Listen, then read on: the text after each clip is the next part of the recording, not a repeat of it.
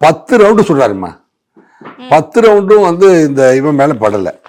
யாரு? கொட்டுராஜா மேல. அழகுராஜா மேல படலை. இவன் அழகுராஜா 14 பேரையும் 15 பேரையும் இவங்க 6 வெடிகுண்டை வீசி இவங்களை அட்டம் பண்ண முடியல. இந்த ராமச்சந்திரன் மட்டும் துப்பாக்கி எடுத்து 10 ரவுண்டு சுடலை அப்படின்னா அவன் கொண்டு வந்த எல்லா நாட்டு வண்டி கொண்டையும் அருவாளையும் பயன்படுத்தி இங்க இருக்கிற எத்தனை பேர்த்த வெட்டியிருப்பான் அப்படின்னு சொல்ல முடியாது.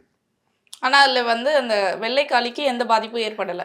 வெள்ளைக்காளியை வந்து பாருங்க, தன் உயிரை கூட கொடுத்து அவன் குற்றவாளி, ஏற்கனவே கான்விக்ட், அவன் வந்து தண்டிக்கப்பட்ட குற்றவாளியாக இருந்த போதிலும் அவன் உயிருக்கும் உடலுக்கு எந்த சேதாரமும் இல்லாமல் கொண்டு போய் சேர்க்கணும்.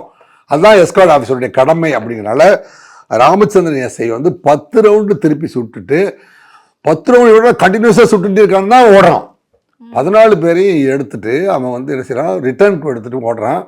போகும்போது செக் போஸ்ட்டு என்ன செய்கிறாங்க, செக் போஸ்ட்டை நீங்கள் பார்த்தீங்கன்னா செக் போஸ்ட்டை கிராஸ் பண்ணும் பொழுது இவன் வந்து 2 காரோட வந்து எஸ்கே 15 பேர் கொண்ட அந்த டீமை எடுத்துகிட்டு எஸ்கே ரிட்டர்ன் போகிறான். ரிட்டர்ன் போகிற பொழுதுமா திருச்சியிலேருந்து, அதாவது சென்னையிலேருந்து திருச்சி போகிற ரோட்டில் போகிறான்.